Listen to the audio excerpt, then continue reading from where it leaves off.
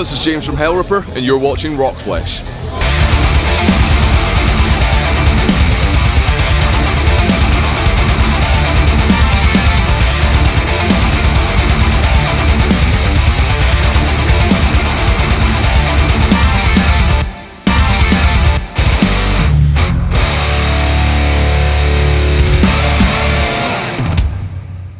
And I am with James McBain from Hellripper. Or more importantly, because your studio stuff is just you, do you see yourself as Hellripper, or is Hellripper a band in your mind? I try to refer to it as a band. That's a weird one, actually. Yeah, I mean, I see it as a band, I guess, and it just so happens that I'm the only one in the band, I guess. So, you know, but you've had the same geezers who played with you for nearly about 4 or 5 years and stuff. So 5 years. 5 years, and a couple of them have been 5-6 years. So yeah, the live stuff. I kind of almost view the live and the studio stuff as almost two separate bands. You know,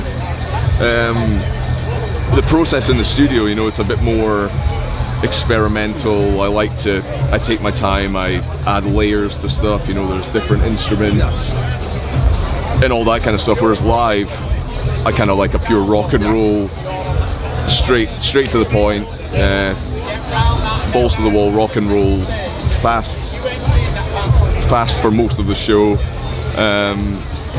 so it's kind of like two different things, I guess. But do you ever find it quite weird because you're watching other people play the riffs, or other people play the drum beats, or other people play, you know, the bass lines that you've created? Is there a point you go like, no, don't do it like that, do it like this? Not really. I kind of like it. I mean, the other guys are great at what they do and they know what they're doing, so usually I just give them free rein to change stuff as long as it fits the vibe, as long as it makes sense and all that, you know. Live, Max on drums, he's kind of free to, he adds different fills. He's one of my favourite drummers, so he just goes nuts and changes stuff and does what he wants. And the other guys, you know, we add harmonies and they do guitar solos and stuff like that. And they're, like I say, it's just, if they have an idea, they can try it. If it works and sounds cool, perfect.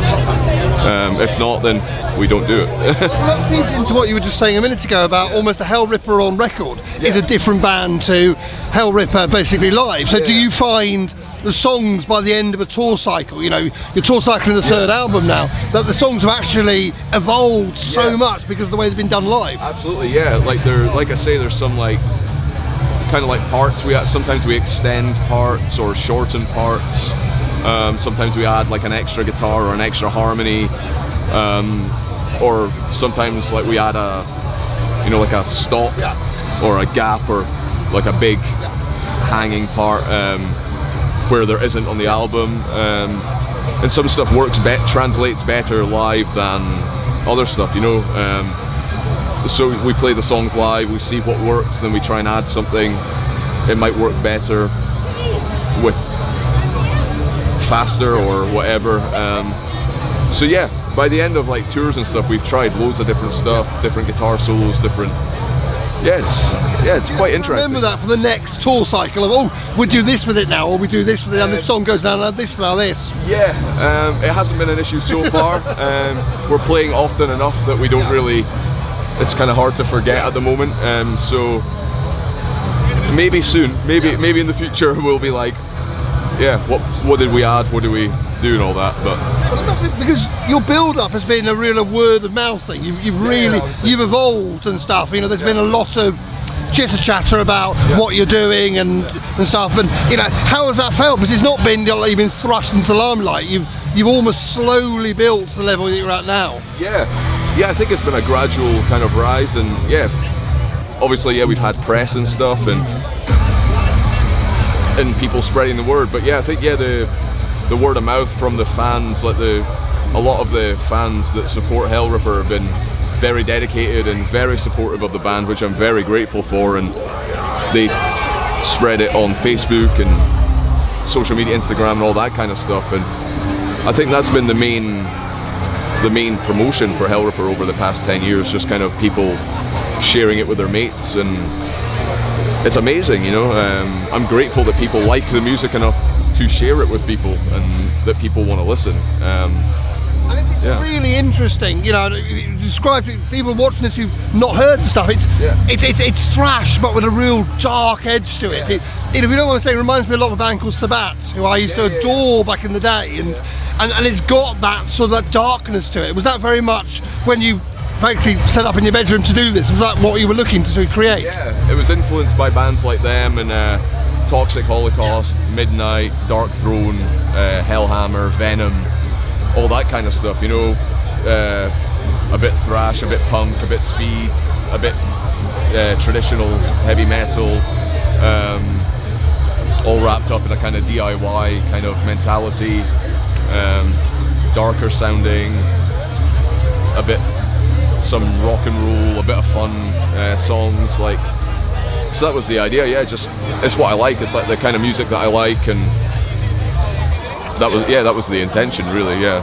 And so building on that, I think, you know, I presume you're coming towards the end of the cycle of the last album, and actually there's a lot of expectation on the next one, probably more expectation than there have been before. You know, you talk about that DIY aesthetic. How easy is that to keep hold of as you move up the rungs? Yeah, I mean, it's easy enough for me because it's the way I like to do things. I don't want to change, you know. I like it's the way I like doing things. My process has been the same, almost exactly the same since 2015 till now. The last album was recorded 90% the same way to the first EP. So it's weird. A lot of things have changed, and a lot of things have just not changed at all. The process is one that hasn't really. It's just kind of doing it on a bigger scale now.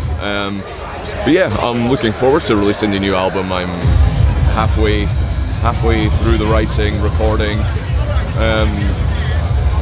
The main expectations is my expectation. You know,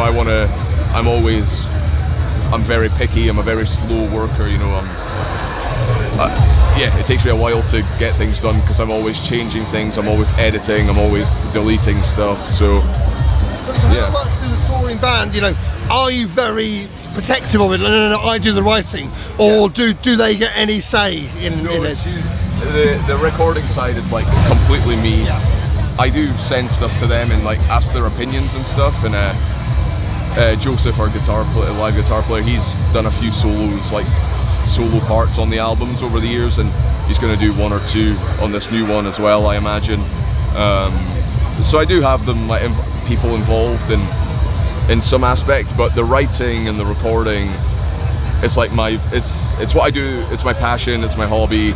Could you ever see that changing, or are you very much Hellripper will be and will stay? I mean, I'll never say never, but at the moment, I enjoy the process, and that's the most important part for me. You know, if it stops being fun, and I think I need a change, then I'll change it. But it's my favorite thing to do. You know, writing music just by myself at home is my favorite thing ever to do. So at the moment, it's going to stay that way.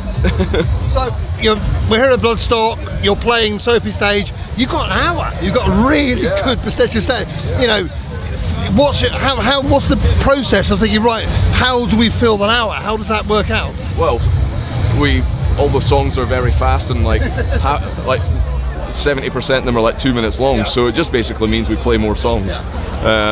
We've got an hour, so I don't know. I imagine we'll play 18 songs or something like that.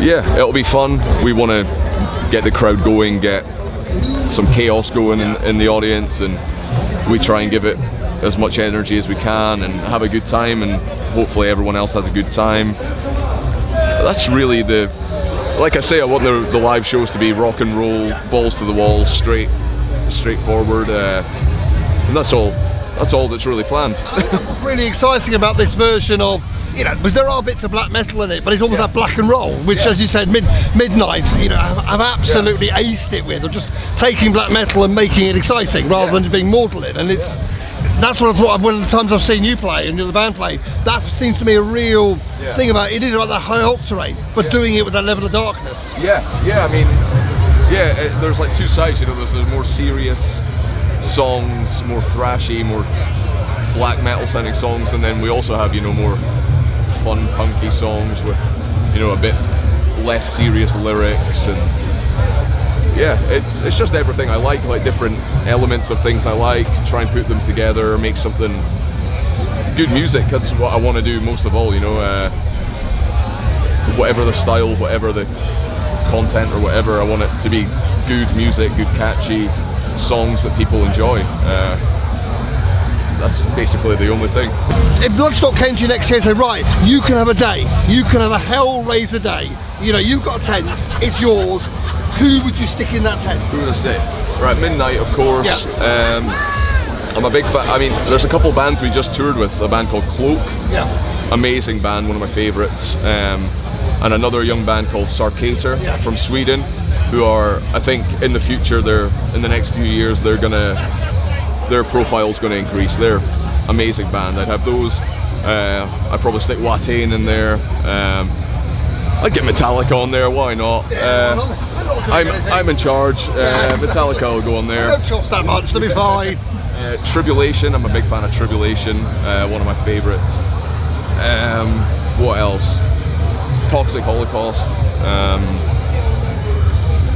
Yeah. Yeah. Would you? Well, no, actually, would you be quite happy? That's a really good, you know, thing. Would you be quite happy? No, I'm standing at the back and just watch lots of bands I like. Yeah. If I can play, then it's cool. But I enjoy watching these. I'm a music fan.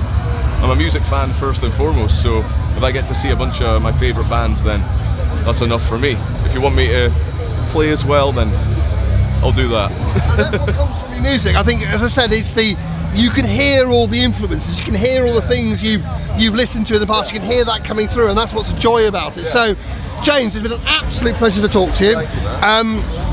You talked about a new album. Do you have any idea, or is it just a vague in the future? In the future, I'm hoping for a 25 release next year, I hope. But there will be a new single unrelated to the album out at the end of this month. Brilliant. So you're hearing the first new Hellraiser. The song coming out at the end of this month, so you mean by August? August 30th. August 30th. Exclusive, it was pretty exclusive-ish here on Bloodstock. So, that's the end of our interview. Remember to subscribe, to like, all that bloody thing you do on social media. The review will be up, hopefully, very early next week. Really enjoy the gig. It's been an absolute pleasure to talk to you. Thank you, James. Appreciate it.